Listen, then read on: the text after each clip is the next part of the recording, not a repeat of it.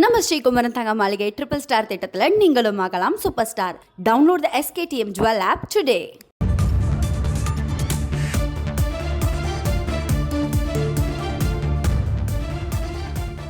முன்னாள் அமைச்சர் செந்தில் பாலாஜி வழக்கில் கூடுதல் குற்றப்பத்திரிகையானது வழங்கப்பட்டிருக்கிறது. அண்மை செய்தியாக பார்த்து வருகிறோம். முன்னாள் அமைச்சர் செந்தில் பாலாஜி மற்றும் அவருக்கு எதிரான கடந்த ஆண்டு ED குற்றப்பத்திரிகை தாக்கல் செய்த நிலையில் ஜனவரி மாதம் கூடுதல் குற்றப்பத்திரிகை தாக்கல் செய்யப்பட்டிருக்கிறது.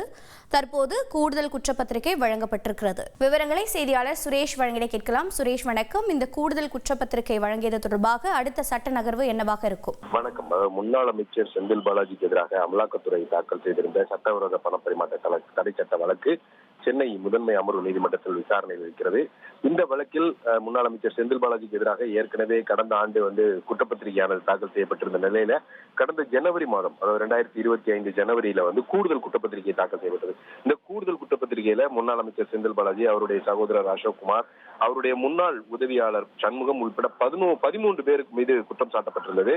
இந்த குற்றப்பத்திரிகையுடன் 50,000 பக்கங்கள் கொண்ட ஆவணங்களும் தாக்கல் செய்யப்பட்டிருந்தன. இவற்றை குற்றம் சாட்டப்பட்டவர்களுக்கு வழங்க வேண்டும் என்று அமலாக்கத்துறைக்கு நீதிமன்றம் உத்தரவிட்டிருந்தது. இந்த நிலையில இந்த வழக்கு சென்னை முதன்மை அமர்வு நீதிமன்ற நீதிபதி S. கார்த்திகேயன் முன்பு இன்றைக்கு விசாரணைக்கு வந்தது. அப்போது குற்றம் சாட்டப்பட்டிருந்த முன்னாள் அமைச்சர் செந்தில் பாலாஜி, அவருடைய சகோதரர் அசோக்குமார் உட்பட 13 பேரும் ஆஜராகியிருந்தார்கள். அப்போது ஏற்கனவே இந்த கூடுதல் குற்றப்பத்திரிகையானது முன்னாள் அமைச்சர் செந்தில் பாலாஜிக்கு வழங்கப்பட்டிருந்த நிலையில மீதமுள்ள 12 பேருக்கு இன்றைக்கு அந்த குற்றப்பத்திரிகை நகலானது வழங்கப்பட்டது. குற்றப்பத்திரிகை சுமார் 50,000 பக்கங்கள் உள்ளதால் அதை படிக்கிறதுக்கு கூடுதல் அவகாசம் வழங்க வேண்டும் என்று குற்றம் சாட்டப்பட்டவர் தரப்பில் நீதிமன்றத்தில் கோரிக்கை விடுக்கப்பட்டது. இந்த கோரிக்கையை ஏற்றுக்கொண்ட நீதிபதி இந்த வழக்கினுடைய விசாரணையை ஜூன் 23ஆம் தேதிக்கு தள்ளி வைத்திருக்கிறார். தகவல்களுக்கு நன்றி சுரேஷ். நம்ம ஸ்ரீகுமரன் தங்க மாளிகை ட்ரிபிள் ஸ்டார் திட்டத்தில் நீங்களும் ஆகலாம் சூப்பர் ஸ்டார்.